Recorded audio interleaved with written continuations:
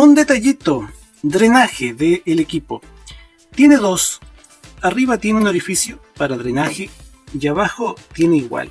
¿Qué quiere decir eso? Bueno, vamos rapidito a manual de instrucciones y notarás que en una de estas partes se ve aquello. Dice que el equipo cuenta con drenaje manual, el cual se usa cuando ya el estanque está lleno. El equipo te avisa y tienes que drenarlo mediante el que está ahí, ¿no? El que está bajito.